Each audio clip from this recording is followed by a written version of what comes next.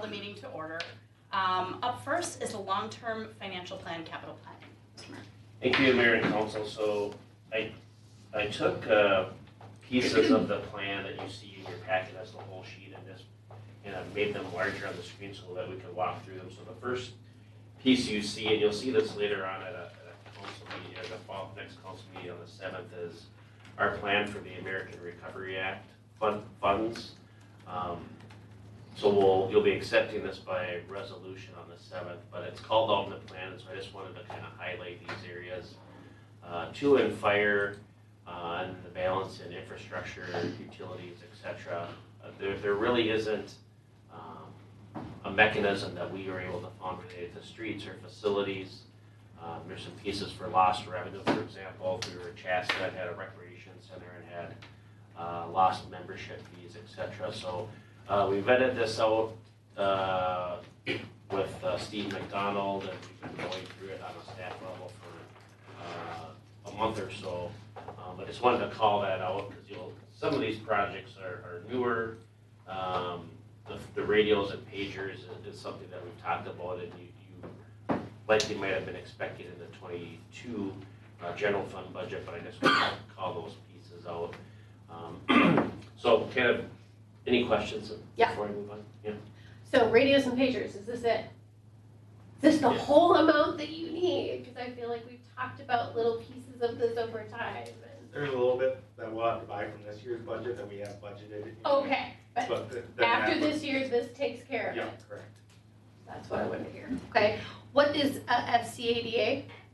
It's our SCADA system to monitor utilities. Oh, okay. System controls and data acquisition is what it stands for. Okay.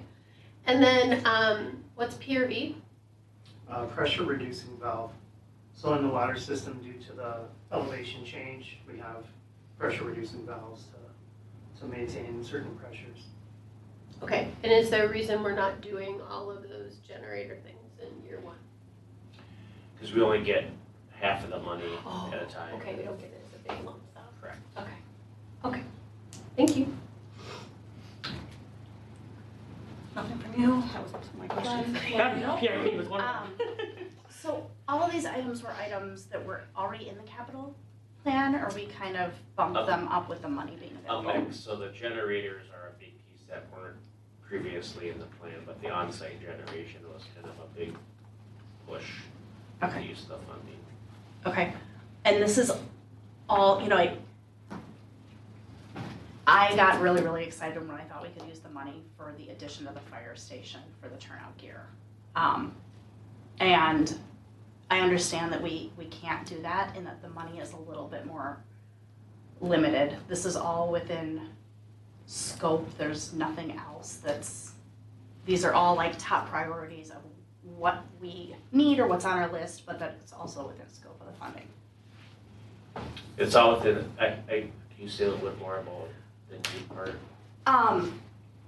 Well, just a lot of the stuff wasn't on my radar, to be honest. Like the pagers and the radios, absolutely, but the generators, I didn't know that there was the need for that. So yeah, so I would say the need has been there. We haven't identified it in the long-term plan. It's one of those nice to have. So it takes away, so if we have a lift station failure, instead of trailering our generator, we can have it on-site ready to go and mitigate any impact to service or damage to property in the case of a sanitary sewer lift station. And so we're looking at that more as trying to integrate that need with this new source of funding where we had probably some more significant needs, but those needs tend to be with larger dollar amounts next to them. As we kind of go through the plan, you'll see that. For instance, like the water treatment plant, etc. And so these are smaller items. When thinking about the 533,000, we felt like it fit right in there. But again, you can certainly go through this plan and say, well, I'd rather not do these items. I'd rather do this item instead. yeah, no, I didn't have anything on my list other than, in addition to the fire station, but but that's on me to work through. But, so with the generators, is that the cost for the generator? I think we learned with the Bluff generator that we're doing that there's some costs also incurred as far as like, site prep, if you will, as far as putting the base in and all that kind Yeah, of it's stuff. it's a project cost, it gets you everything. that you Okay, need. so it's $75,000 to have a new generator all in. Okay. That's it for my questions.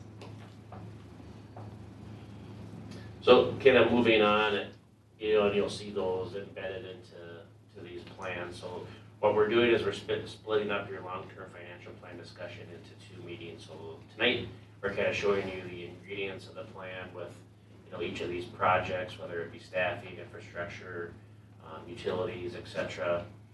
And then at your September 7th work session, Steve McDonald will be here and talk about the financial impact to that, namely, you know, what impact does it have to fund balances and your enterprise funds, the impact of connection fees, so water and sewer connection fees, and then your monthly utility rates, what people are paying for water, sanitary sewer, stormwater, etc. So it really gives you the big picture so that as you're taking all this in, there might be things tonight that you're like, I don't like this, or I have questions about that. Excuse me, but it also gives you, I think, a solid foundation that when you hear those impacts, that you have enough of a knowledge base to say, well, what happened if we delay that till outside of the plan year, or excuse me, move some things around. And so, and plus, we did use the same approach last year where it separates it, where I think because of that long-term financial plan is so comprehensive, it ends up being kind of an information overload. So, you know, I'll run through some of these projects, and then we have the team here to get into specifics. And you'll see some of this overlap into our presentation of the draft of the 22 budget. But just starting off with staffing, so we have a part-time public services tech 3 right now. So much of that money is already invested into the current year budget. So we'd be rotating that or evolving that into a full-time position. The finance director has been a piece that we've talked about quite a bit with our strategic plan. One of the other pieces that I'll point out is oversizing, so that's kind of pushed through kind of all the plan years. I think I'll defer to Aaron Schmidt, if you could just give the council an example of oversizing as it relates to utilities on a development project. Sure. So when a development comes into town, we plan the trunk sewer and water system to account for expansion past the edge of that development. So if developer A comes in and he only needs an 8-inch sanitary sewer line and an 8-inch water main to serve his development, well, we want a 21-inch sanitary sewer because we know that sewer is going to go all the way out to County Road 43 someday. We pay for the incremental cost difference of what it would be to go from that 8-inch line up to the 21-inch line. So that's basically what that's for. So we've kind of projected the way that we see development building out. You know, I've worked with Aaron on this a little bit, and you know, we've projected what those costs will be for the city over the next 5 years if things would build out the way we anticipate. So. And I think a significant point to understand with that is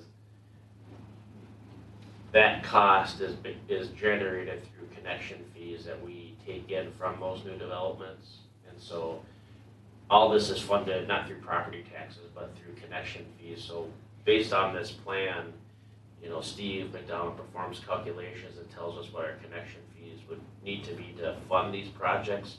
Oversizing is a piece to that, and so I think the inclination when you just look at it at face value, seeing oversizing as, oh, the city's paying for something for development. Well, the connection fees from these projects is paying for kind of the next project ahead. Also point out the utility billing software. I think that we're going to be able to get that for maybe even half the cost. The 2022 is kind of a floating year in that I'd want the new finance director to take that on. I'm just not sure what I don't want to push them to try to take that on right away. I want them to get used to our system, go through a process to determine what our software should be. We know from all indications with our feedback from our current staff that we've grown beyond our existing software system. So it would be utility billing, accounts receivable and payable.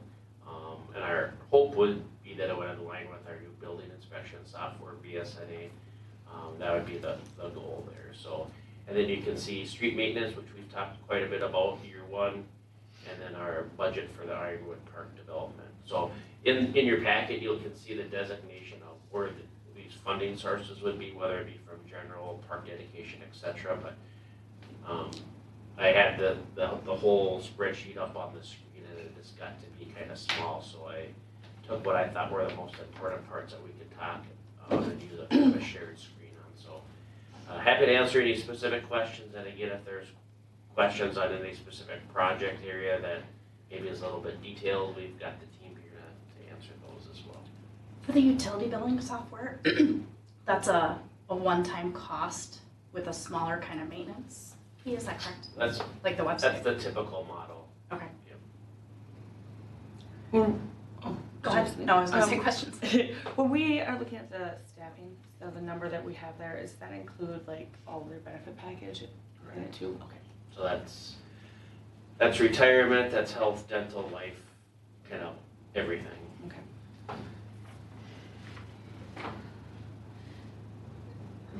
When when we're looking in 2023 at the turnout gear edition, it's 420,000 we have in there. Can you just explain a little bit more about that? What's needed and?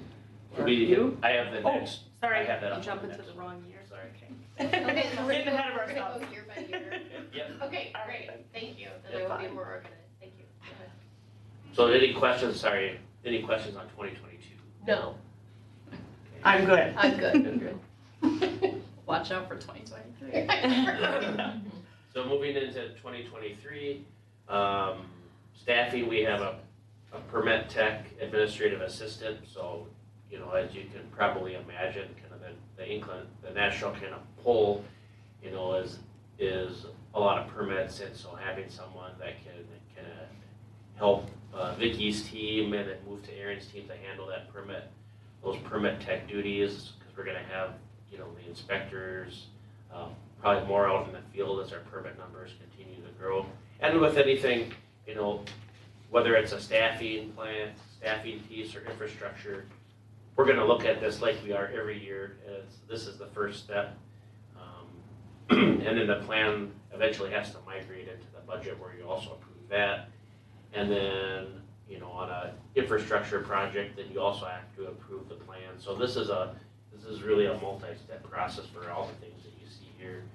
On the facilities end, and I'll just briefly get into it and then let Councilmember Lott ask the question, but these are direct costs from the space study that was recently completed. So public services is the storage building, and fire is the turnout gear addition. When we say addition, are you talking about the building addition? Yes. Okay, that's all I needed to really clarify, because I couldn't I figure read out that what wrong. it was. Yeah.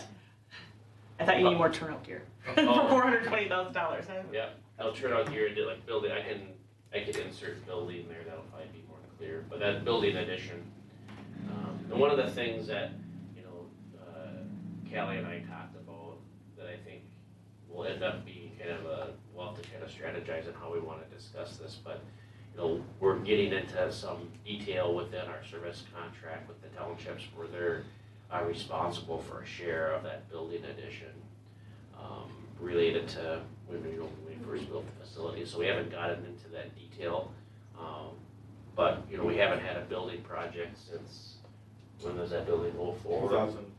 2003, 2004. So you know, one of the things for our next fire board meeting is to kind of update them on that process and give them an idea of what their share of the building would be for that. So, Does their share generally align with what their share is of the contract? but they pay it over 20 years, so, but yes. Again, Third Street project, so, you know, that's something that we can, we're eligible for bridge bond funds for, but there is gonna be a certain element of this, what I call above the bridge costs with pavement, et cetera. So put in a number as kind of really a placeholder. We don't have a set of plans and specifications. I know Dan Lanis has been working with the county to submit the grant or the bridge bonding application into the county. You can see a variety of equipment needs in public services. The thought here was to try to clump these items so that if the city council chose to move forward with the facilities and public services and fire, that we could add an equipment certificate. Chad, would you just mind running through or some of the highlights related to that equipment? Sure. The side-by-side, we're trying to figure out a more efficient way to do, I guess, multi-purpose machines. So currently we have like 2 go-karts where we want to try to get a go-kart that can also plow snow and then help with maybe doing some plantings or watering the flowers in the summer, and also have a purpose during the winter. Adding a truck to the fleet, just with adding more staff, replacing one of the trucks. Currently our front end loader is, what did we say, that was 25, 26 years old.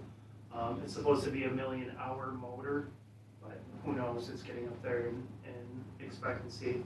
The compact loader, we actually do a lease right now from November 1st, and that until April 1st, I believe. The brush chipper would be a new addition. Currently, we're loading up a truck and making small trips to the wastewater site. With the brush chipper, we'll be able to just handle tree trimming more efficiently. The Kubota mower, How do you do the tree trimming things now, if this is gonna be more efficient? How's it gonna be more we efficient? cut off a branch, we load up the truck, we strap it down, we drive the wastewater, and then we come back and we get another load. With the brush chipper, we have a small enclosure, and the chipper would sit behind the truck, so we'd be able to travel. The volume is reduced roughly, I would say at least 10 to 1. Okay, so it's a big time saver on top of it? Yes. Okay. Yeah. Here you go, hold on one second. I got no packet. Or I just grab it. You gotta from go to the city website, Clint. I just grab it from there. Got it. The Kubota mower also is a snow blower, so that does our downtown sidewalks, bridge decks, and will help out with some of the trails, gazebo, Church by the River, PU. And then the flex wing mower, currently we have a Kubota small tractor implement or tractor. This would be in addition to that. It sprays weeds during the summer, and then it basically sits. We'll do a little bit of flail mowing or road grading with it, but that flex wing mower would be like a 12-foot path that we'd be able to mow parks with, so just moving more efficiently. And then the last project that I point out is the CASA 40 turnback, and so that's, there's a PRV in that we take on as well, but the 40 turnback is related to, there will be items, or potentially could be items that the county wouldn't fund, that council may be interested in funding. Like, for example, the trail is likely, we could likely get grant proceeds for, but we likely wouldn't get county participation. There could be a variety of other things, and again, that's similar to the Third Street Bridge project where it's a placeholder number. I would say 2023, and I know the council has made some significant policy decisions in years past, but 2023 is really shaping up for an environment where we're going to really need some leadership from the council on what you want to take on, because you can see a pretty big equipment package, and you have a facility package with public services and the fire department, and then 2 streets related to the Third Street Bridge and CASA 40. And so one of the things that is interesting, and this isn't a pro for like you should do everything, but we're set up where, and you'll see this in the general fund presentation, but in the next 2 years, we're gonna have 2 bond issues drop off where our payments are probably a combined total of $300,000. So you're in a position where you're kind of, you're kind of your last car payment, you're gonna have to decide where to put that money, into savings, as a tax, break for residents, as an investment into, some or all of this infrastructure. So this kind of, the setting the table there, this is, as you can just see by this kind of the slide, it's a significant year. And so whether you want to push things out, keep them the same, there's a lot of kind of nuance into this slide and different projects that impact, the other after some already significant years related to the city hall, water treatment plant, Jonathan Carver Parkway, and so on. And so just kind of wanted to set the table related to that. Happy to answer any questions before we move on to 2024. How confident do we feel in that $915,000 number? I mean, I know we identified all the problem areas that we wanted to address with a turn back, but is that number gonna need some vetting? Yes. Yeah, okay. It's a number that gets you a lot of things, but Okay. we haven't begun, we haven't identified a scope and shared that scope with the county. Okay. We've done that kind of preliminary. So And it's so really placeholder. Correct. I think a lot of it, there was quite a bit of money in there for the trail. Like Brett said, Yeah. it's possible that there can be some cost sharing or some grant opportunities Sure. there too. So we had a really good chunk of money in there for the trail right now, so Okay. who knows where that's gonna actually end up at the end of the day. As see, the kind of the two pieces that we're trying to push would be as Aaron said, the trail, but then also the intersection of Mount Hope Road and County Road 40, where you're kind of looking over your left shoulder. We'd like to try to remedy that by reconfiguring that intersection. I don't know what that looks like, but our current thinking is that's an existing safety condition that we want the county to correct. But again, I would look at this as kind of a worst case scenario. We'd rather over plan, and take that number down than, not have those scenarios for you to discuss. So Are you talking about at the bottom of? right by Casey's Yeah. there, yeah. So, I actually don't think that that's that big of a deal. And I can be alone on this, but I've come down that road and I'm well able to look over my shoulder and see if traffic's coming or not. Do we have do we have crash data from right there that shows that No. it's been something? And you don't need to decide that Yeah. now, but you can, no, we don't have crash data. It's just we've had calls, and we don't have like a journal of it, but calls about like people concerned about pedestrian movements there. How do you get to the park? It's kind of wonky there. Pedestrian, I can get on board with that is. Yeah. The car traffic to me is, you come up to strange intersections sometimes. Have you ever been to the 6-way stop in Norwood, Young America? Or is it 5 or 6? Nobody knows what's going on there. This is not that bad, but no, the pedestrian part I get. So that'll be something that'll be interesting to work through later. I have a couple more questions for Chad if we're still going. Yeah. Okay, in 2023.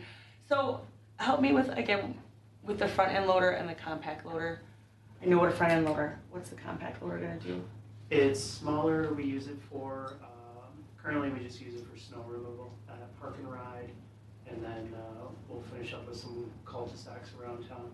So we have two of those, we have both of those pieces of equipment right now? We have the larger front end loader, the compact loader we lease for 5 months, I believe it is. Okay.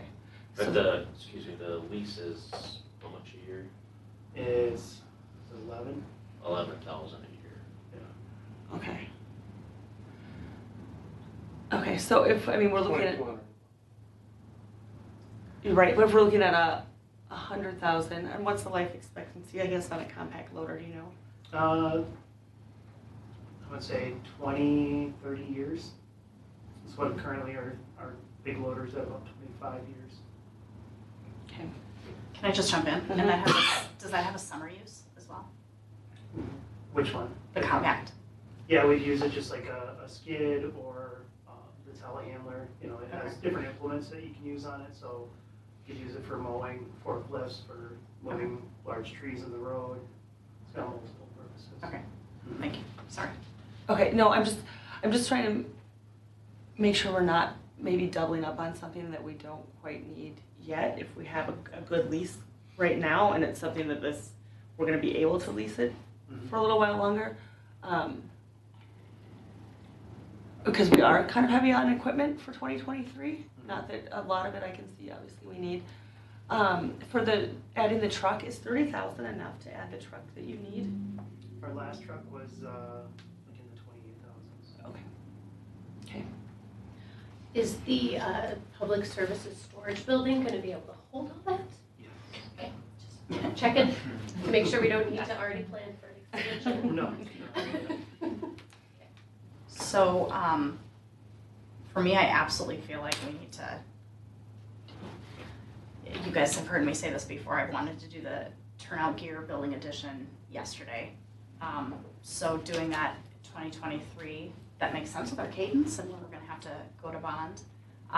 So only because of that rationale am I okay with kind of waiting until 2023, but I think it needs to go no later than 2023. I think with that, and we've talked about the reasons for kind of bundling that together with the public services storage building and the need, I'm comfortable with that.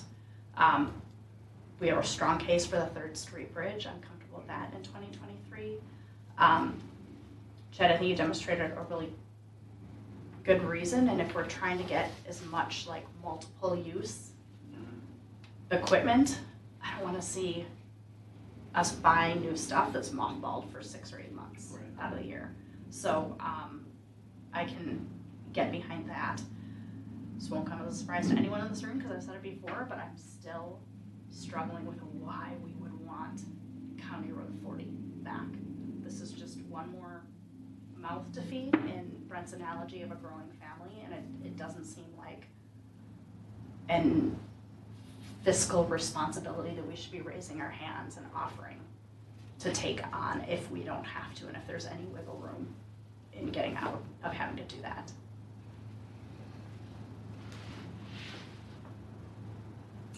I don't know, I feel pretty strongly that we want 40 back. We want control of it. We want control of it, especially for trails and pedestrians along there.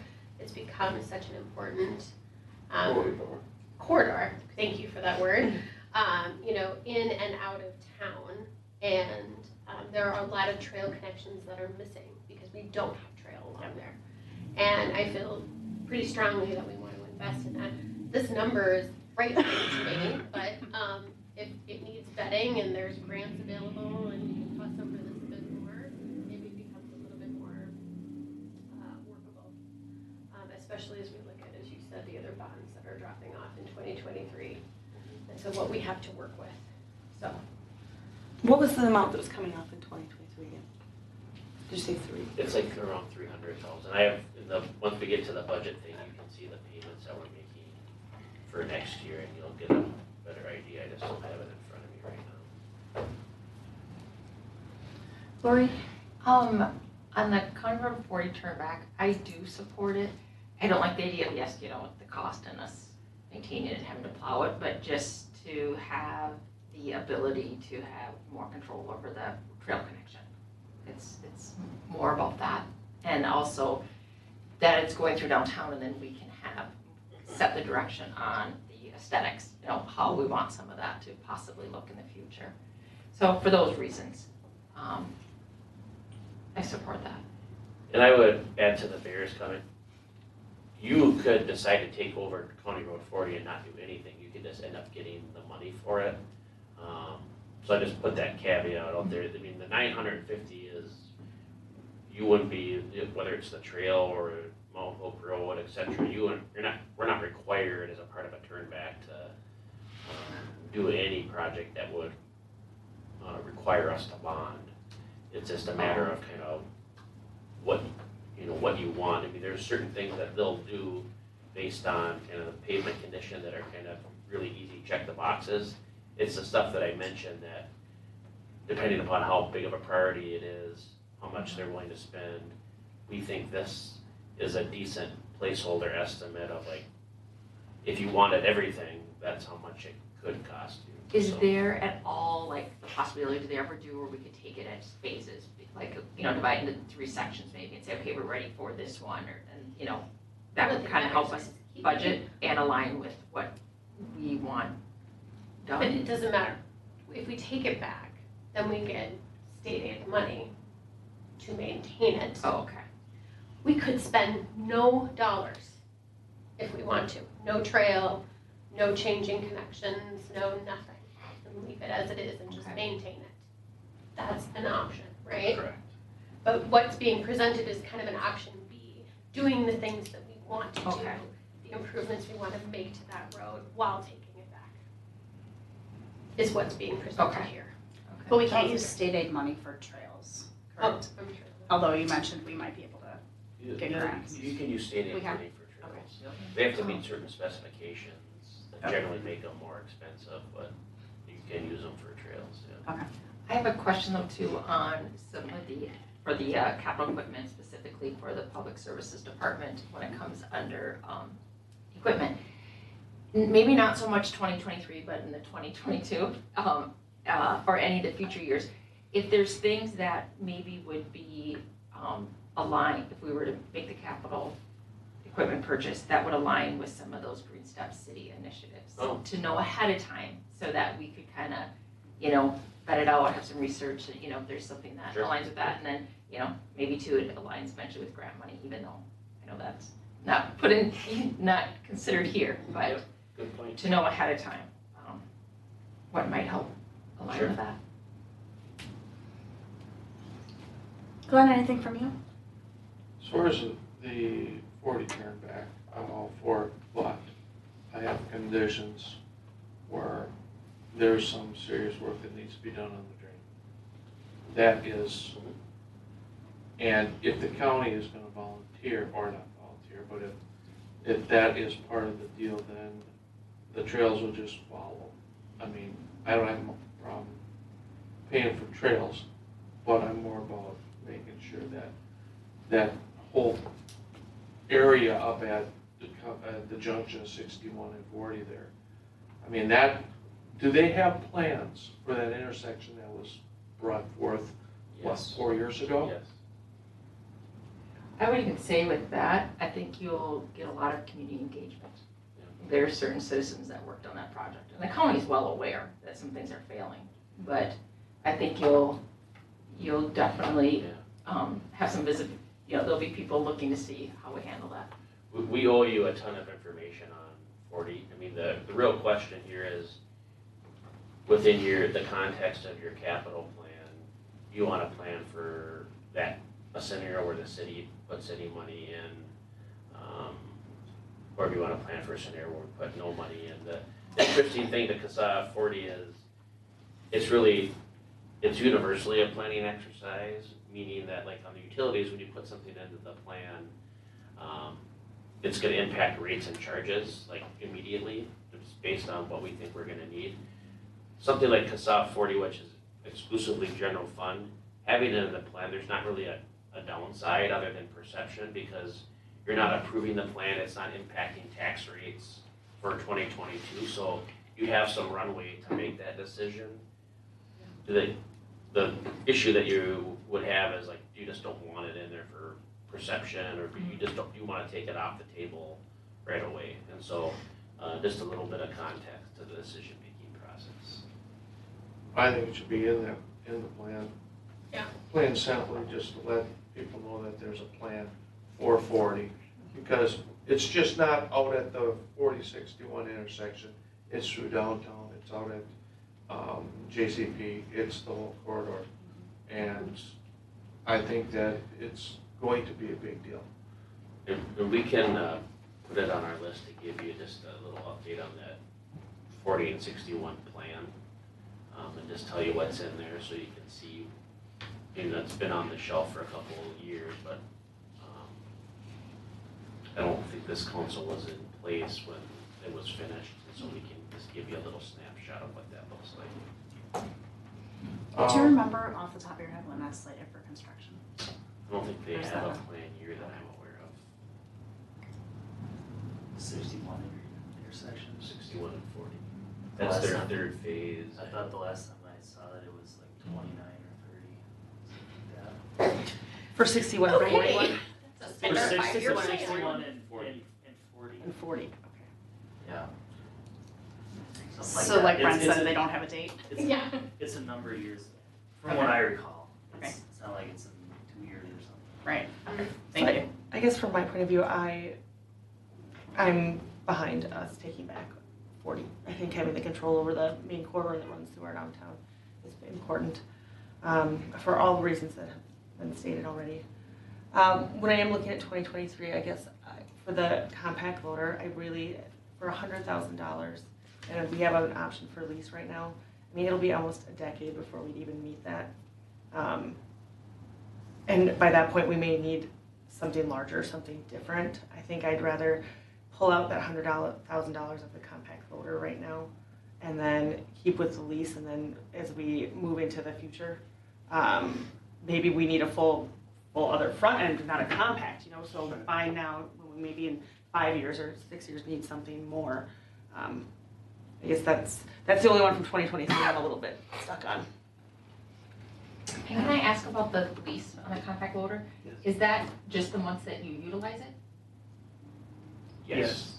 Are there more months that you need it or would get use out of it? Typically, it's just snowfall season, that's the way we have scheduled it in November 1st to April 1st, I think it is. But no, I like what Councilmember Mock said, where if it's, gonna be 10 years until we have the dollar amounts match up, that would be something to possibly take out. I would like to keep this in, just because that's a year away. If we're not working on the budget, this is the long-term financial plan. And if you think about it,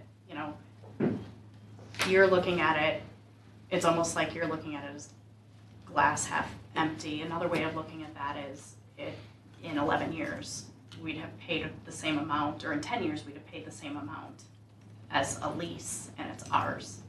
Right, So- with no repairs, no storage, I mean, for the summertime, that kind of thing, so all that factors into it. Yeah, but as Chad well. said it would be, absolutely, but Chad said it would be used during the summer. We get it.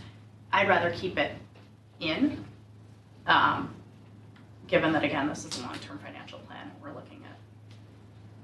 There's something else. No, that's what I saw. It's good. Okay. Sorry, so we just walked by. No. Wandering around, not knowing what's happening. So I prefer to keep that in. Are we in 2024 now? Are you really going through it? I still am for a favorite point at this point, but if that's not the majority, then we'll keep moving here. Maybe it's the green one.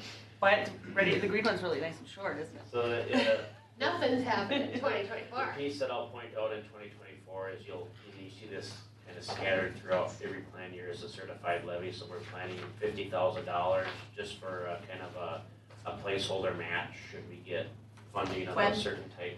When we get, What When did we you say? get. Yeah, When? use the word when. When we get a match, sorry. Yeah.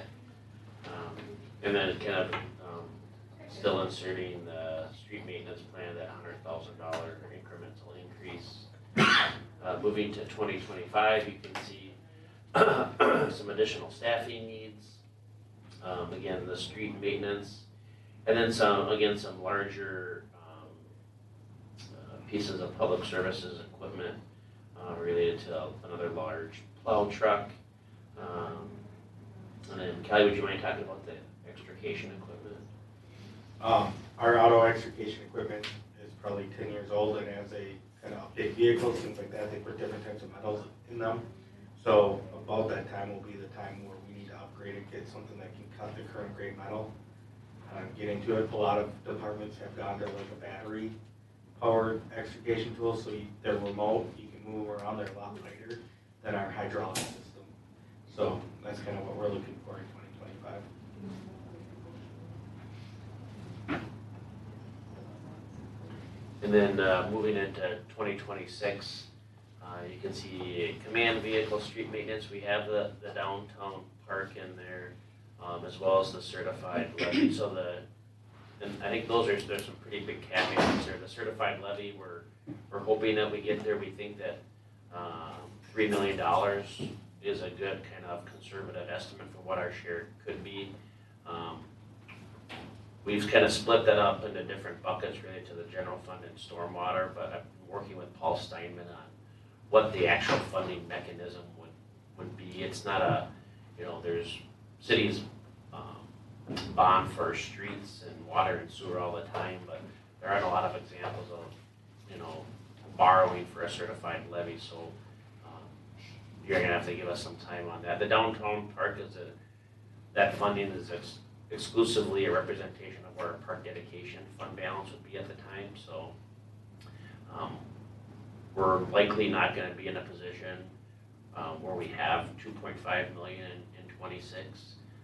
But a lot of that is based on kind of where that final number ends up being for Ironwood Park, and then the speed of development and how much we take in park dedication. And then the other thing I'd point out is we're kind of dipping our toe into the water as it relates to a communications specialist. So someone that can really, graphically and otherwise really kind of help add to our current communication system and have someone who is familiar with that technology and messaging, etc. So we're thinking of more or less a kind of an entry-level position that can help us manage communications in 2026. And I think one of the things that at least I observed as we get kind of further out, so 26, 25, 24, you notice by just the kind of the format of the slides that the number of items goes less. And I don't think that's a coincidence by it's further away, so we don't know all the needs. We're in the last 5 years and in the upcoming kind of 3, there have been some significant investments required, but knock on wood, I think you're starting to see that, that infrastructure should be in a position where it's gonna last us for several years. Granted, you have $5.5 million worth of investment there with the downtown park and certified levy, but we also know that there are other funding sources for that. And again, street maintenance increases in that final year to $620,000. So that's the totality of what we have in the plan. In essence, these are the inputs that will make up the financial impacts that you'll see from Steve at your September 7th work session. So happy to answer any questions on this slide or any of the other details on any other previous plan years. I could not find my version of this for last year. Can you find it and resend it to me? Send me where the link is. I was looking for it. I just wanted to see kind of the fund totals over a 5-year span. I have a question on the fire. Does the command vehicle upgrade or add to the fleet or replace? I would add Yeah. an additional vehicle to the fleet. Another one? Yeah, another one. And are we sizing the building properly? Yes. Yes. Another expansion? So as far as the the downtown park, and you mentioned that we wouldn't have $2.5 million in park dedication. Speculated. You speculated that we wouldn't have $2.5 million for that. So how does that happen then? Do we do a fund transfer? Does that not happen in 2026? I guess I would recommend that we just keep watching it if we don't have it, depending upon what the gap is. So if we have half of it, then we push it to 28 or 29. If it's 200,000, you might want to consider doing a transfer from the water fund just to make up that difference. So Okay. I would say it's a moving target.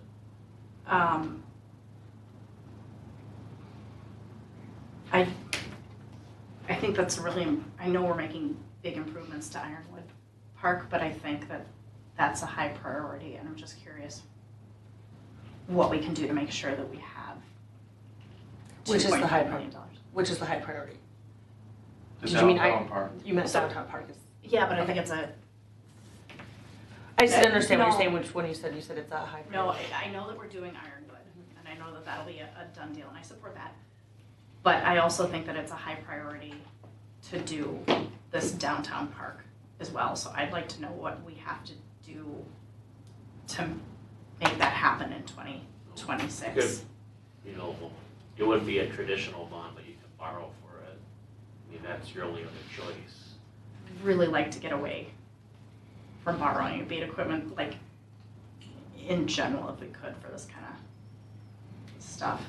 Can you say more, 'cause other than borrowing, yeah, we don't really, do we increase the park debt fee? I'm just trying to think. well, so the I- park dedication fee I would- is a function of what's in the plan, so it's formula based. Yep. So we're not allowed to increase the fee to collect more on the front end.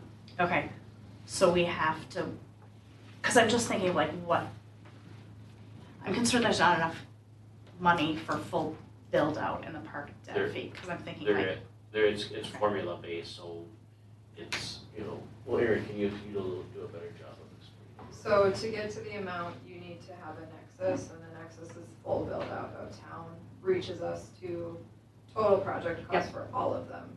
We take that number divided by new residents and existing is a smaller cut.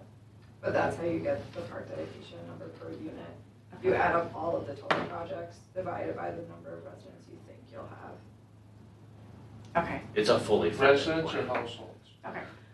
Households. Just running quick numbers.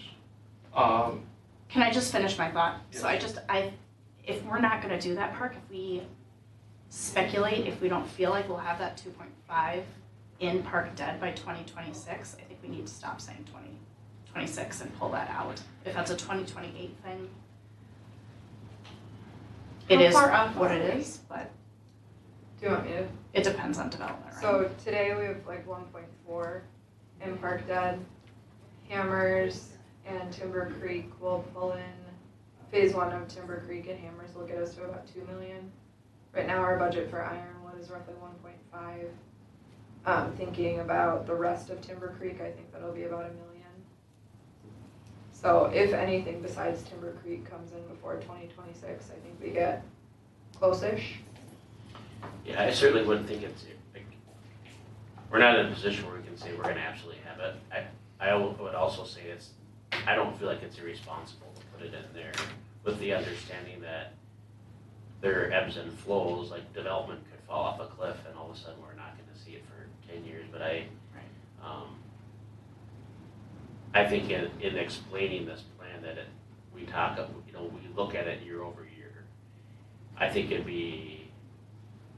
there's a downside to not including it because it's not on the radar, then it's not in any planning documents, or if we're not feeling great about it next year, we can push it to 2027. Okay, thank you, I appreciate that. I just ran some quick numbers. For a $2.5 million project, at basically $4,000 for park debt, it's 156 houses a year. And right now we're at 165. But it's. But Ironwood, What's that? but Ironwood. Yeah, we gotta take out this 1.5 million for Ironwood. Out of that. That's just, that would just be over what we're over now. For 2.5 million, it's 156 houses. We still have to pay for. That's new over and above what we already have slated. So if you figure 156 houses a year, not including hammers, not including anything else, 156 houses in 4 years would pay for that. Yeah. Did that Which requires confuse you? new development coming in. Correct. Okay. All right, are there any other questions, feedback? I think we should keep it. Yeah, I'm fine with keeping Brent's explanation. All right, who's ready for the budget? All right. All right. With that introduction, let's move on to the first draft of the 2022 general fund budget.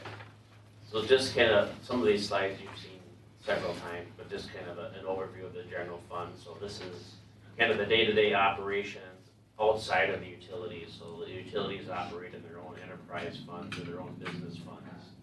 So all the items that you see here are funded by four main elements: property taxes, state aids, permits, fees, and fines. So your monthly utility bill, that pays for all the city's operations related to water, sanitary sewer, and stormwater. And so you'll see some items that are prorated within our budget. So a lot of the salaries and public services, vehicles, et cetera, are all prorated based on the amount that a certain position is working within the enterprise funds or the general fund. The key piece is that property taxes don't pay for your utility services, and your utility services don't pay for fire, engineering, et cetera. So then our budget schedule. So we had our kickoff, if you remember, kind of in late May, early June. We did a refresher on the long-term financial plan of what the past year's or current plan is. And then, over the course of July and this early part of August, the department had submitted budget items. And then we prepared them for you for kind of where we're at now, this August, September. You'll be looking at the general fund, and then at your meeting on September 7th, we'll have the enterprise funds, along with that kind of part 2 of the long-term financial plan for you to review. With really a big meeting date in September 20th is really where you're setting the budget for the budget. So as far as the general fund goes, you're setting the maximum levy amount. You can lower it, but you can't raise it, and that amount is used to prepare truth in taxation statements. So every property owner in the city will receive a statement based on what the city's preliminary levy was at, along with what the preliminary levies were for the county and school district. We'll continue to monitor that through the fall. In November, residents will receive those statements and be invited to our public hearing on the 6th, where we'll kind of go over the budget. You'll take comment from residents, property owners, etc.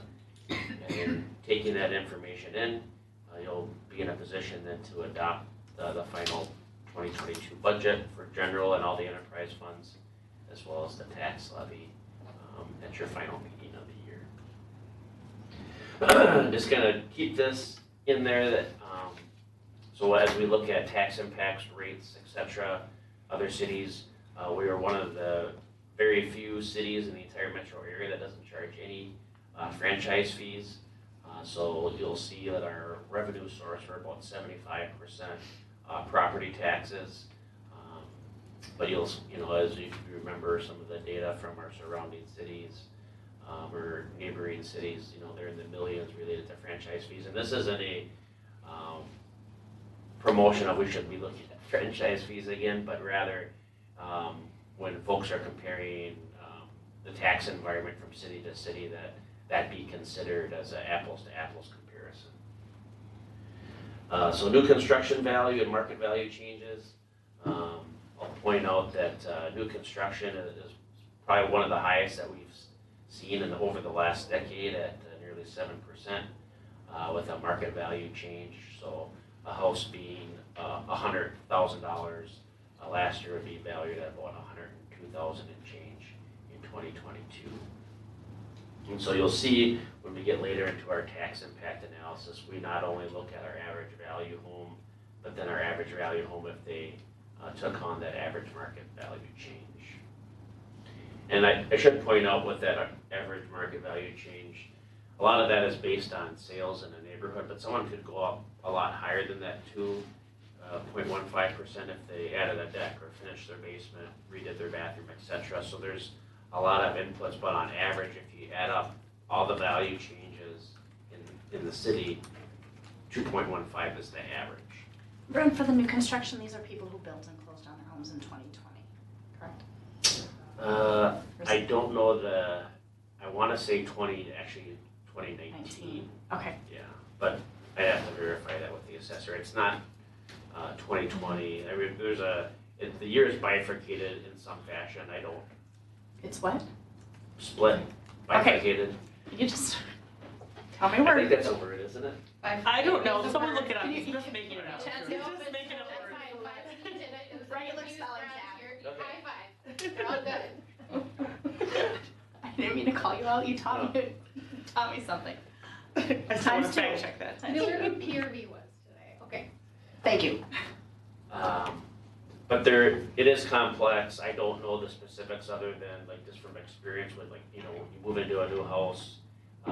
Typically your first year, you're just paying tax on that land and it's the second year that you're paying tax on the land and the building. I just don't know the very specifics of that, but it's a good reminder. I can get that information from the assessor and include it. Okay. in the next Yeah, I'd be presentation. interested. I've gotten emails from those folks who are stunned that their taxes aren't just $500 a year Okay. after year 3. So kind of showing kind of where we've been at for new residential growth, you can see from 2015 to 2020, how significant, our growth has been.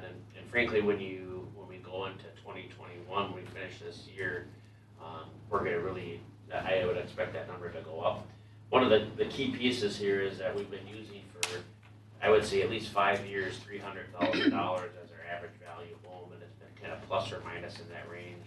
Our new value is $328,500 as the average value home. Again, there's plenty of homes more than that and less than that as far as value goes, but that's our average, and so that's what we're going to be using for our tax impact analysis. And when we get later on into the process, when the truth of taxation statements come out, well, what we do is a cross section, so we'll show homes at varying values, so you can get a good snapshot of how it's impacting homes at different values throughout the city.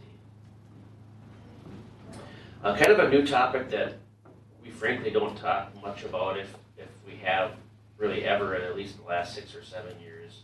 But fiscal disparities is an issue that I wanted to make you aware of.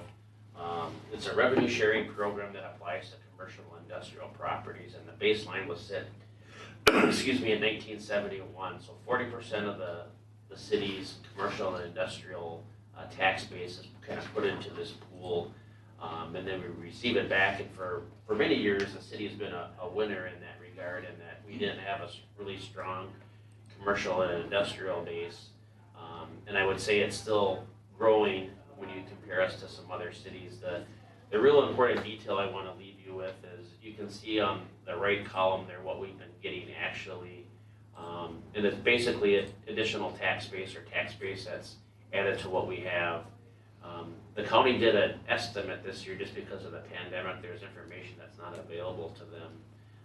So we can put that fiscal disparity information in. And so you can see that there's a $30,000 gap between what we received last year and what the estimate is. And it's a very complex formula. The reason I leave this with you and share this detail is, that $30,000 swing could have an impact, or will have an impact on, if it's $30,000, on what you see later on in the presentation related to our estimated tax impact.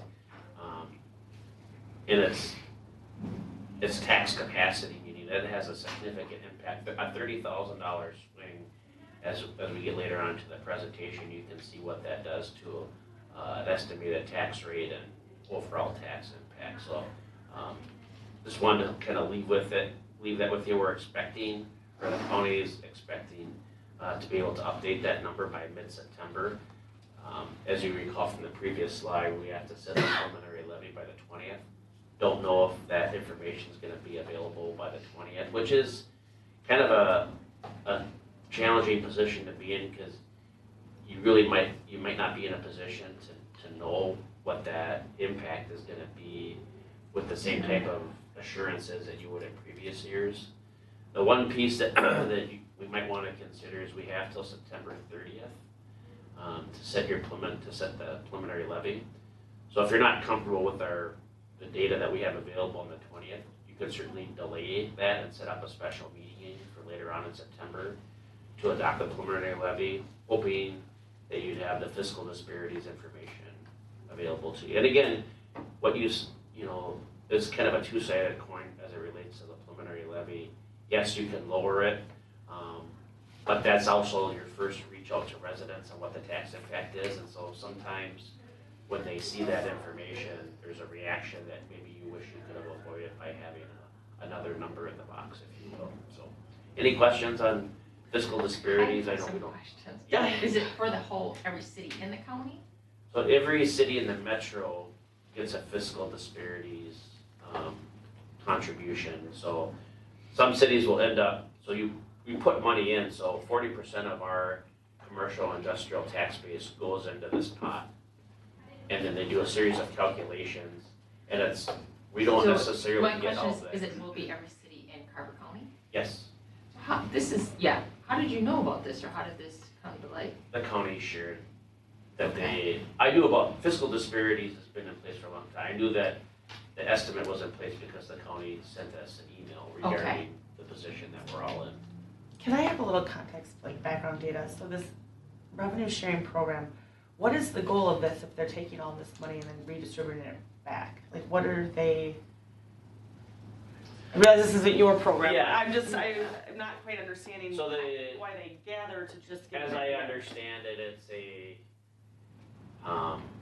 it's a mechanism to kind of help cities that don't have strong commercial and industrial tax bases under at least according to what I've read, under the theory that the metro is kind of one big community, and so people, move across city boundaries, and so that bigger number should be applied to all the cities in the metro rather than it being maybe concentrated in Minneapolis, Bloomington, St. Paul, Minnetonka, etc. So I don't have a dollar for dollar analysis, but I can just on a superficial analysis, the city of Carver has been taking more in than we've been giving just because of the relatively small size of our commercial industrial tax base. Now that starts to change, as Mills Fleet Farm came off the tax increment financing district piece, but Lakeview Industries is still in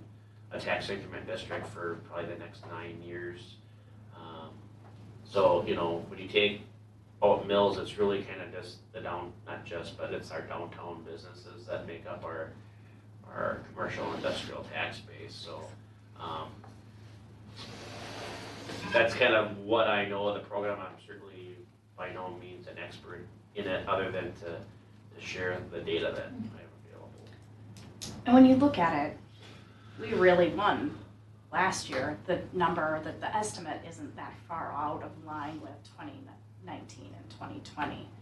My question for you is will there come a point in September where we need to, is this a number we get from the county or from the state? The county. Will there come a point in September where we need to lobby our elected leaders at the county level to light a fire under somebody to get us this number? Let me know. Think about it. Let me know, because the county's getting information from the state, so there's nobody at the county that needs any. That produces this. It's just it comes from the state. They can't do their work till the state gets this. Is that what you're saying? Correct. Okay. That's like an assembly line. It's like somebody can't do one thing until the guy before or gal before them does something before them. let me know. I'll knock on doors in St. Paul too. Okay. All right. And share some fiscal disparity information with someone tomorrow and just blow their mind. What do you think about fiscal disparity? Anyways, 22. It'll be riveting. Thank you. Yeah, I'll do that tomorrow. 22 revenue overview. We're expecting the exact same amount for local government aid. We are changing a little bit of our approach as it relates to new housing permits, so we certainly are not expecting the level of permits that we have just based on lot inventory, but one of the things that we've done for several years is really conservatively budget for the revenue for building permits. However, I think we're in a position where we can increase that just because we are having those costs, and we're creating a situation where I don't think it's 100% indicative of our what we're expecting for revenues. We were just, I think frankly, kind of burned by the years and the early part of the last decade, where our revenues were falling short every year, and basically we were subsidizing that program, and so we have every reason to believe that we can hit that target just based on past years' projections. So you'll see that number up a little bit. We are projecting also to lose some state aid pass-through funding. Now, obviously, we're going to be getting some additional funding now that we're 5,000 for 2022, but there's some pass-through funding that since we're in the municipal program that we won't be getting those pass-through dollars from Carver County. The draft budget also shows a $75,000 transfer from the special capital funds as basically tax levy relief. that's a number I discussed, with the mayor. She had a question related to that about like, how do we get to that number? And, you can certainly go larger to try to provide additional relief. For example, you could say, let's make it 150,000. The more that number becomes, the more that you would have to rely on that every year then. So for example, if you did 150 this year and then chose not to do that next year, that's basically a $150,000 budget gap that you have, to try to fill. So again, there's some room there, but that's a number that we started with. And then outside of the budget, we're also showing a $100,000 contribution for the special capital to this pavement management plan. So without showing where we land at year's end 2021, based on what you see here, we'd have a fund balance of around $235,000 in special capital. Here's that revenue for the draft in pie chart form. So again, 76%. We're kind of running around 80% for, what, 5 years ago. So that number is slowly going down as it relates to property taxes. But again, that's a big part of this is, franchise fees, and that, we're limited to these pieces where other cities have chosen to use franchise fees to supplement. So debt service, so a couple of you had asked about that. So the items in the blue, so the 2010A refunding, we're in our last year for that payment, so we have 185,000 essentially of capacity, and then our last payment on the 2015 Bs will be in 2023. So in round numbers, you're looking at about $285,000 of debt service that'll fall off by year's end 2023. And then you can see the Jonathan Carver Parkway Improvement Project adds just under $325,000 to our debt service. So kind of just a kind of flashback just for, and I know the folks on the council know this, but for those that might be watching or reading this presentation later, a really significant project related to Jonathan Carver for that $325,000 4-lane improvement, new roundabout at 6th and JCP, trail improvements, the new underpass to the elementary. Dahlgren Road is fully improved as a city street from Jonathan Carver Parkway to Edgebrook Lane, along with turn lane improvements on Ironwood and Monroe, and then also partial funding for a street project on 6th Street West, which we also have grant funds for, which will be under construction in 2022. An interesting piece to that new debt service, as you can see, we're just above 27% of an increase related to our debt service levy responsibility, but just under only a 0.5% is what's not attributed to that project, meaning 26.7% of that 27.3% is Jonathan Carver Parkway related, so it provides hopefully some context for you and for residents. And then looking at our debt service levy history for the last 5 years in graph form. So highlighting kind of and I think I mentioned this at a previous meeting, but we're kind of pulling out street maintenance. It has traditionally been a budgeted line item in the Public Services Department, and rather than doing a series of transfers, we're pulling that out, so we'd have a general levy, a debt service levy, and then a street maintenance levy. And so that was on the recommendation of Steve McDonald, so increasing that from 120,000 to 220,000, and then with that additional contribution from special capital, we'd be in line to do mill and overlay and reclamation projects as shown in purple in the Eagle Ridge neighborhood. And then just kind of an overview of our pavement management plan. Excuse me, this is still in draft form. Aaron's putting together the final documents, excuse me, for the council to approve at a future meeting, but just kind of a refresher. Employee pay, so the draft 22 budget reflects an across the board pay increase of 3% for all part-time, full-time, union and non-union, as well as our seasonal and part-time staff. That's in the admin department, community development, fire department, and public services. This is super nitpicky, but would you be able to change out that picture for future presentations? Because I think it kind of could give the impression that we are getting a pay increase. Well, sure. We're not? We're not. We're not, thank you. Yes. Employee health insurance, the budget anticipates an 8% premium increase. Also, we're in a position where the deductible has to change. There's not a deductible at our current $2,500 and $5,000 available.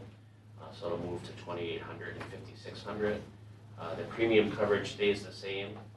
So the city covers 100% for a single coverage and 75% for family. But a small change in the city's, as a practice, traditionally contributed 50% of the deductible amount. So increasing the single deductible contribution to $1,400 and the family to $2,800. New staffing requests. So the position of finance director was identified in the strategic plan.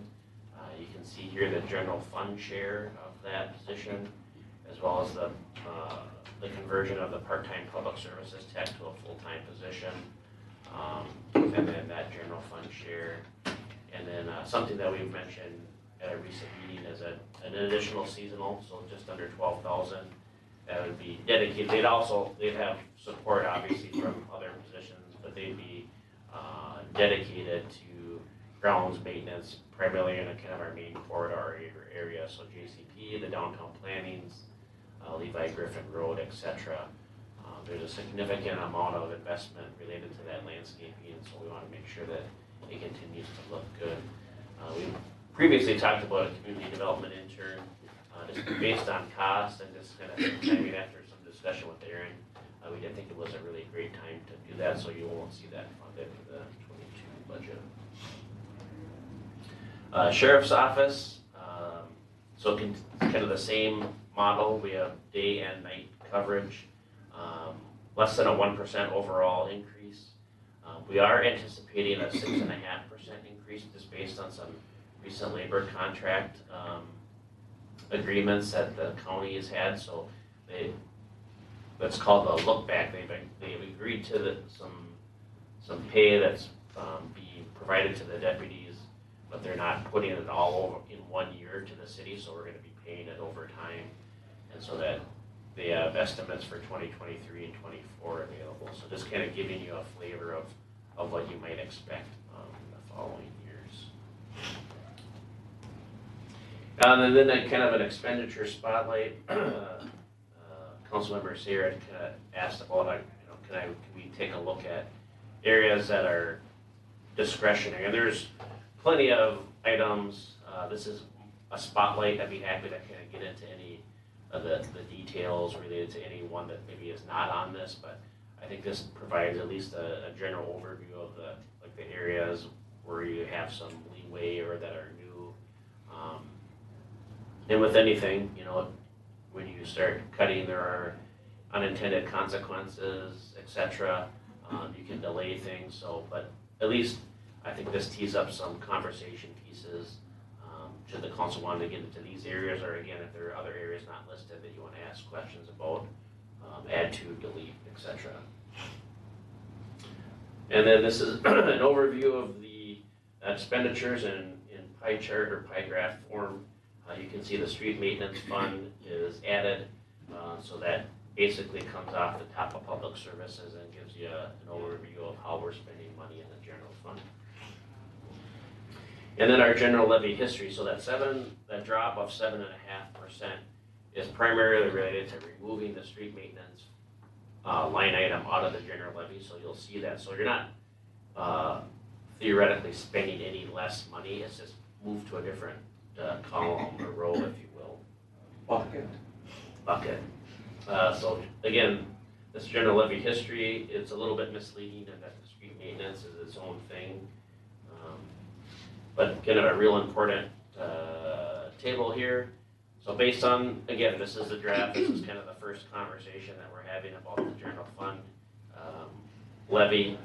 You can see general, debt service, and street maintenance. So So it gets you a total levy of around 3.6 million, which is just over a $400,000 increase from 2021, which gets you to a 12.5% levy increase. So a levy increase kind of just here doesn't really tell you anything unless we start looking at taxes. And Brent, the so- jump in 2019, that was City Hall added on, right? Correct. So looking at page 21, so that average value home was looking at paying about $1,453 in property taxes. And so using our draft one budget as a guide, using those same calculations, that same home would be paying $1,556 or a $103 increase from 2021. But we did mention kind of that average value, market value increase, and so looking at that 2.15%, that value increases to $335,000 and change, and so that increase ends up being a $160 increase if you factor in that 2.15%. And so to give you some context of kind of how we stack up, these are final tax capacity rates, so all the cities in Carver County and throughout the state are setting their preliminary levy, which would correspond to a tax rate. So these numbers are kind of a year old, so you can see Carver's in 2021, and you can see where our draft one puts us related to that. And this is something that I sent out kind of earlier in the day just to add to the presentation, looking at how we sit for the last 10 years. Which I think tells a story. I don't know where I saw it, but there's a narrative out there, which I believe is true, but I think it's hard to share, is that as we grow larger, our tax rate will go down, and I think you can see that trend where it does. We are in a position where, there are some significant infrastructure, facilities, investment. But with that, you can see the trend, but there are going to be ebbs and flows in that. And how fast that should drop is kind of for the council to decide, and what the priorities that you have for the city, et cetera. So, I would say that setting the budget and the capital plan is probably, two of the most important things that you do on an annual basis. So, kind of looking forward to this discussion. So we put out some scenarios, so it kind of gives you an idea of what it would take to be in certain situations, and there are examples at 3%, 6%, 9%. We can certainly review others. So at a 3%, you're dropping $44, but you can see that would require, just over $300,000 in cuts to what you see in this draft one budget, and then so on and so forth for 6 and 9%. Can you back up one, Brent? Yeah. So it's hard, I know it's hard to project to the next year, but we're making some pretty good movement on the downslide, and then we're kind of popping back up. Are we looking, can you, it's not in here, with considering the building that's gonna be coming in, and that we are gonna probably have less lots coming up fairly soon with development, unless John Lenzen decides to sell his property. Are we looking at, we're trending back up on an upswing? Yeah, depends with a capital D. We'll have plenty of lot inventory for, with Timber Creek and the preserve. But I think it's, as you get maybe outside to maybe 24 or 25, I think that is where that conversation that we had about trunk line fees and opening up other areas. Whether it's Mr. Lenzen or other property owners, to be kind of focused only on one area where residential development occurs, puts, I think, the city in a tough spot. And so, to your point, I think looking at whether it's the southwest quadrant or the northwest quadrant,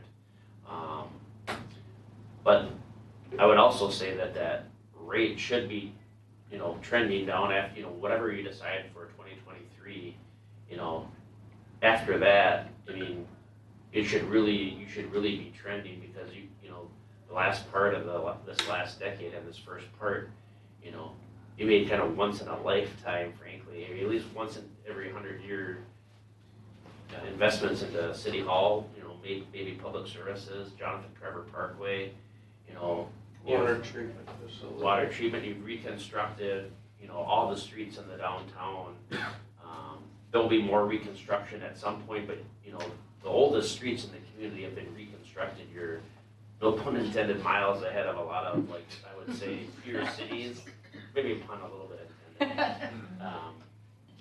I think, like, I like all the pieces that we have for the story as far as the ability to go down with investment coming. I mean, to add another 500 homes doesn't mean that Jonathan Carver Parkway needs to be improved again, right? And, you know, so some of that, like the stuff that a city, when it is really small and gets to our size, like you've tackled all those challenges, and now it's about adding that capacity. So I think that we can continue to push down towards that 40% level rather than going above the 50% as it relates to tax rate. But I do think when you look at a year where you're contemplating new debt service for Jonathan Carver Parkway, adding $100,000 to your street maintenance budget, and adding a staff person at a department level position, you know, all in 1 year, that's about as significant as you get for consideration of investment. So there's a lot of things for you to consider. And looking ahead, there's no bonding planned for 2023, so that would, Two. yes, 2023 is when the ones drop off, right? That's no, 23 is when the last one will. Yeah, Right. so Right, but we have public services expansion, Mm-hmm. that'd be bonded, right? that's right. Yeah.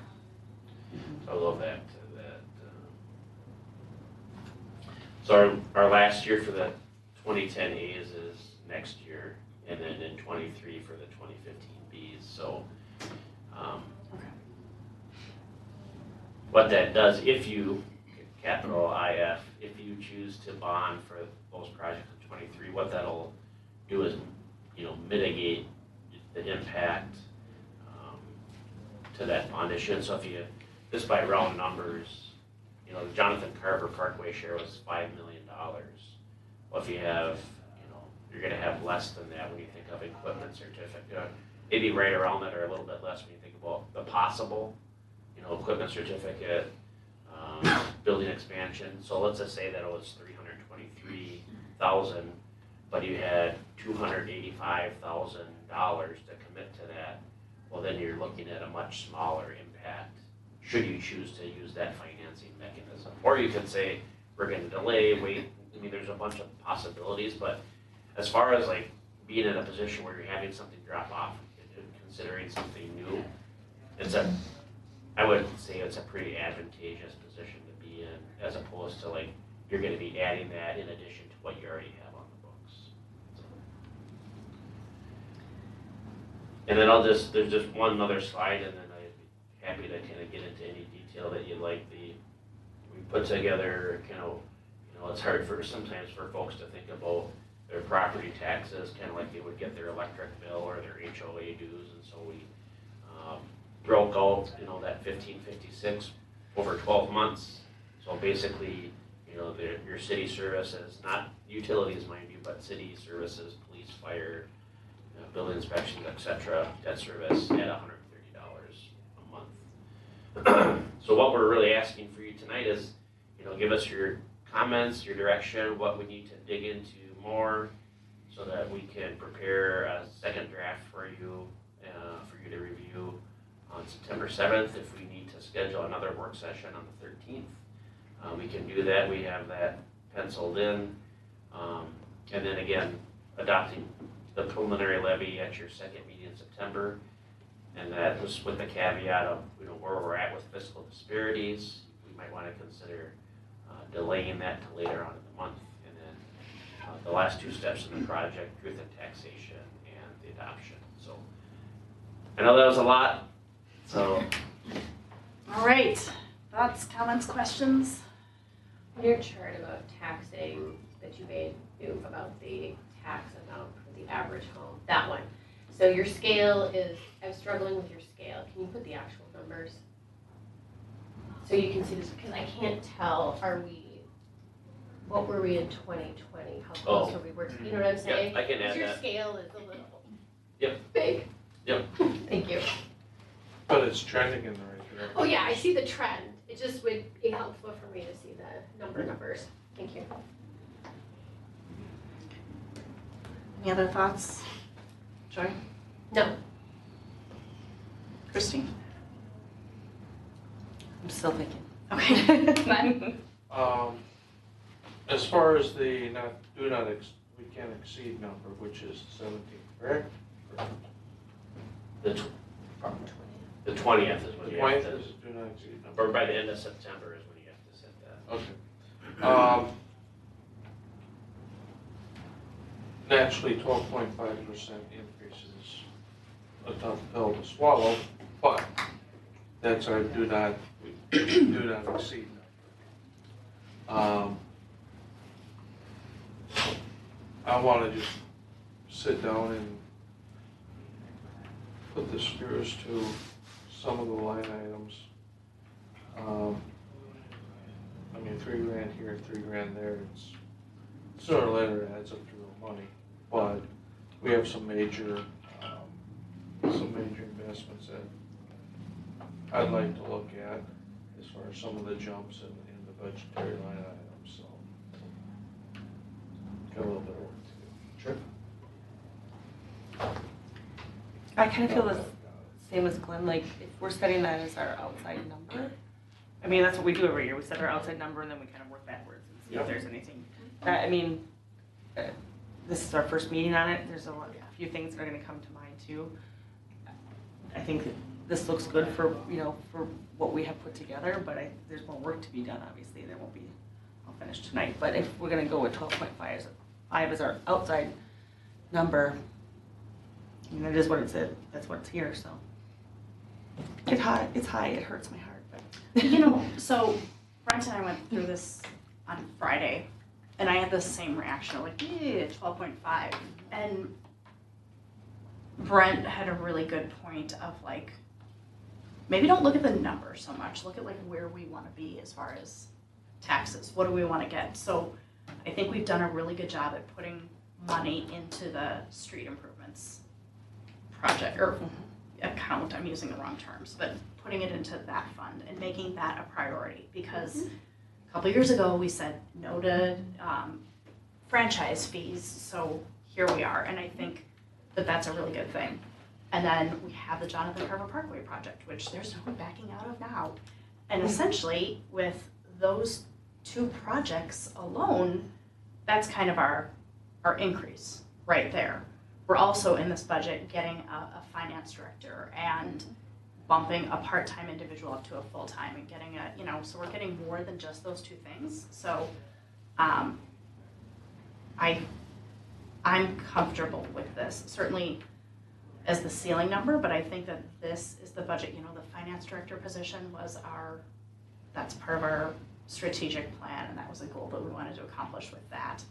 I think we can absolutely try to sharpen the pencils, but I think what really helps me is taking a look at that slide 35, where if we wanted to bump down to, meet certain numbers or meet certain thresholds, we would have to cut more than $3,000 here or in there off of the budget. We're talking pretty significant numbers. So I wrestled with this a little bit over the weekend, and there's really not anything that I can see that I want to see cut. Yeah, also when you showed the slide prior about where we sit with other neighborhood cities, right? I agree with you. I don't want to see us go past the 50% threshold, right? That just seems like a threshold, a ceiling we do not want to break, right? So if we stay under that over the next several years, that seems meaningful to me, because then we'll be more closer to our peers like Laconia and Victoria. So yeah, I realize it's an increase, but I agree with you, Courtney. I think we're getting a lot with this budget. A lot of really important stuff and things that we said strategically we want. And that is correct, we are getting a lot in this budget, but I do agree with Glenn that little numbers add up to real money yeah. eventually. Yeah. So, if there's things that we can just take really close looks at, just so that if we can sharpen the pencil a little bit, like you said, then I would be happy that we have taken that really, really in-depth look, because it all adds up at some point, and we can, if you just keep saying, well, it's just another 3,000 here, it's just another 10,000 here, well, pretty soon that keeps growing. No, I don't disagree that it ever hurts to sharpen the pencil on this kind of thing, but I just realistically, I think we need to, take a broader look. And I think that this is a really good budget. Lori, thoughts? I'm comfortable with the 12.5%, knowing that that's, the high end. I would, when the September dates get closer, and as we learn more about that fiscal disparities, maybe pencil in a meeting, whether it be September 27th or September 30th, just so that we don't have to re-message or there's not a lot of rework for staff. And maybe it doesn't play a big factor in where things fall, as far as more just about the messaging to residents, as far as it doesn't impact the projects that we have, but it impacts what they see on their property tax statement. But otherwise, no, I really like that these are very projects that we planned, no surprises here, as far as like the big things and stuff that we need, and we're just being good stewards of taking care of our street, making sure the city has direction on financial decisions as there's going to be changes, and the staffing for that. So important things. As far as, so Glenn, Christy, you guys both gave feedback. Do you have any direction for Brent, specific areas that you wanted to look at, that you weren't comfortable with in the budget? Equipment, I'd like to look at the What page are you on? compact, That was next year, That's not in this page. wasn't it? No, just the lease amount is in there for this year. You could look through like this back section where all the details are. Budget. Yeah. And like what you could, one of the comments here is like we need time to kind of take in. What you could do is, if you could just send me questions, I wouldn't necessarily respond to them right away, but I would take the collection of those and then incorporate those into my next presentation. Then you can all see it rather than doing it individually, and then you can ask follow-ups, et cetera, so. I think that would be great. I have one strange question. What is a gravel tax? What page are you on? It's the county state aid highway. It's on the first of the general government description page. There's this is a real superficial explanation, but there's a tax put on mulers related to like each of their like loads, and they pay basic, and that's a tax paid and it goes towards roads, and so earmarked. we end up getting a portion of that and have for years. Okay, so because we budget 26,000 and then 10,000. I'm still not understanding what the gravel tax is. So part of that gravel tax, there used to be money for that state aid pass through, so that's why that number is going down. It was about 16,000. Okay. So we're not counting on that state aid pass through from the county to us, but there's still gravel tax money of about 10,000 that we're expecting to get from the county.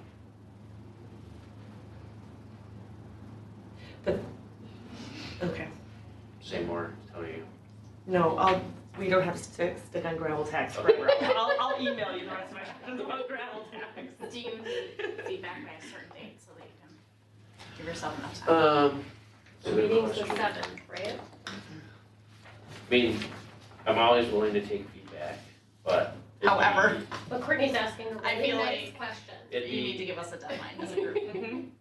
it would help to have it, like no later than like a week from today, so the 30th. That's fair. Okay, so Brent's being nice, let's get him his feedback by August 30th. That way I can have some time to collect that data and then prepare it in the presentation. I mean, there's